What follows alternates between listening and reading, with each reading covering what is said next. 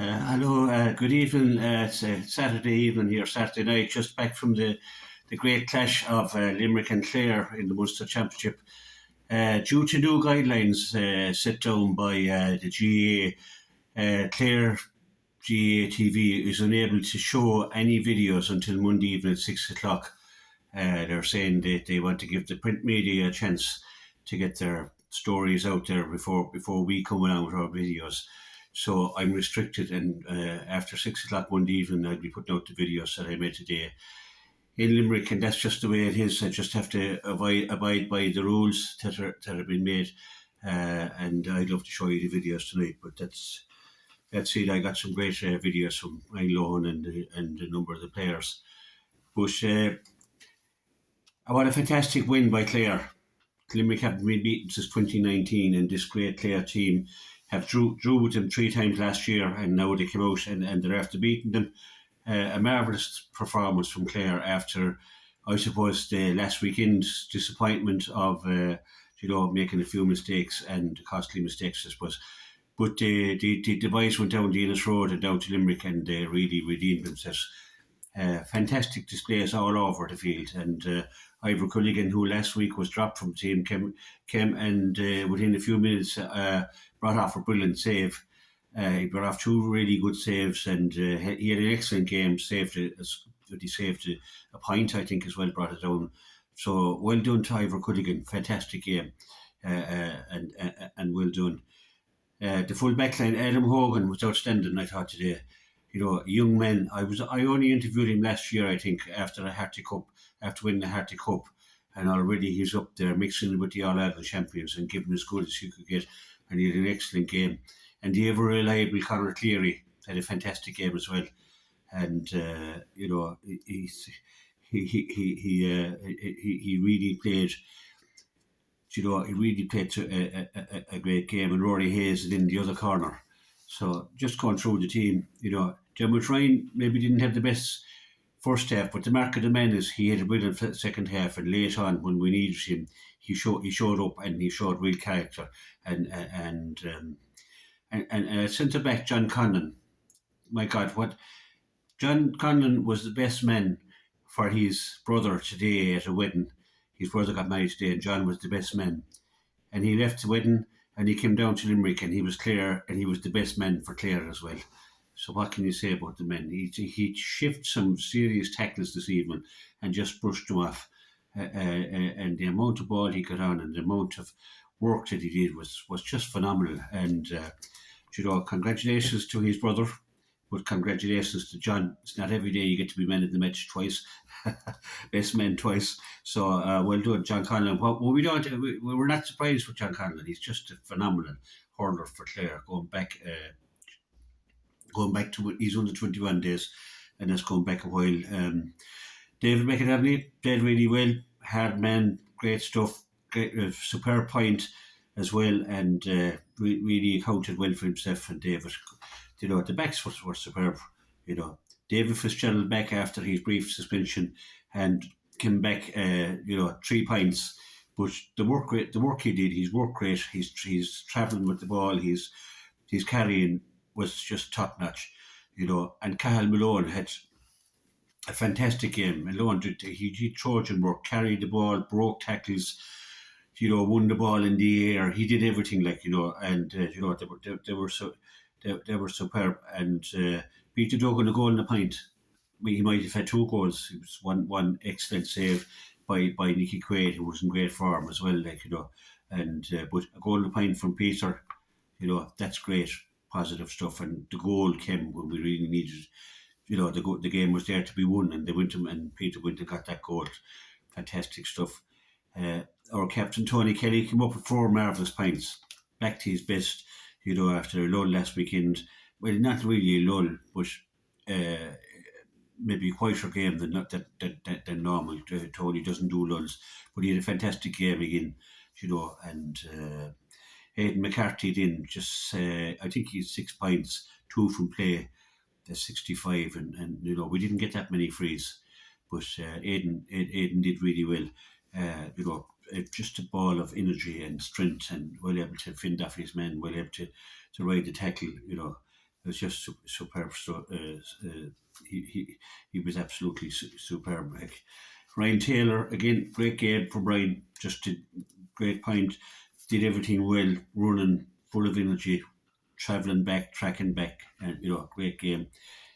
Shane O'Donnell, when we needed a point there towards the end, he scored two great points, and he came up with one there in the end. And did superb work, and he was making of a goal as well, and he memorised the Limerick rearguard there at times. And Mark Rogers, two great points from play, and the sideline cut he took there in that game was sublime. A great cut from Mark Rogers, and had a great game. Shane Meehan came in and was lively and made it busy for Limerick. He had a couple of narrow wides, but they were all going wide at the Limerick side. Not it was keeping the ball down there. Ian Galvin didn't get in today, like, but what can you say about the great Aaron Shanahan?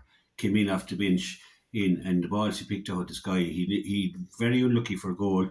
Put pressure on one I think the 65 he won out of that, and then his 2 points were just what he was doing. He was catching the ball. That's a vaunted half back line, full back line for Limerick, who would normally be winning those aerial battles. He was able to do that, and that's no mean achievement. So it stopped them when the game was there, at level pegging. What Chandler did was he stopped their half back line, moving up, winning the high ball. He won it, and his 2 points were just absolutely top notch. So brilliant stuff from Aaron going in there and doing that. You'd have to say that Brian Lohan, got it really right this evening, like, and and the backroom boys, they had a plan. And I think the plan was to push up, and they threw caution to the wind, and they left the full back line there to man mark and the half back line, and they pushed up and they pushed up and they pushed up, and the pressure was on Limerick from the word go. And then we could talk. The Limerick supporters were talking about 6 in a row, so they have to start doing their maths again after this evening's, and after this evening's performance from Clare. It was just top notch, and the way they played, the tackles they took, and the hits they took, and the hits they gave as much as they got as well. For Limerick, Nicky Quaid was in great form, and Barry Nash didn't get the freedom of the park. Sean Finn, unfortunately for them, I think he sprained his ankle and had to go off. Dermot Burns wasn't as assured as he normally is on the freeze. Declan Hannon was quiet. I thought Kyle Hayes was quiet enough, and we won midfield. Darragh O'Donovan was taken off, and William O'Donoghue didn't have the influence that he might normally have. Cathal O'Neill got a couple of points. Keane Lynch, very quiet, taken off. Haggerty came on. You wouldn't have known he came on. Tom Morrissey was. I think Tom Morrissey got three from play and a point from referee, so he'd be happy enough. Aaron Gillane I don't think he scored from play, and Seamus Flanagan had the 2 goals and a point, and Peter Casey was replaced as well. So, but it was just top drawer from Clare. And we wouldn't expect anything else from really, because I had a feeling all week that they were going to do something like this, and that I know they were capable of doing it. And Brian Lohan will be absolutely delighted with the way they played. They go down now to face Waterford, which is not going to be an easy task. Waterford, even though they were beaten by Limerick, will be wide by the fact that they know that they probably should have, or at least could have, beaten Limerick on the day. So that'll be an interesting clash with Waterford and Cork tomorrow. That's going to be interesting to see who puts points on the board there. But what Clare's win this evening does is it throws the whole championship, the Munster championship, wide open now.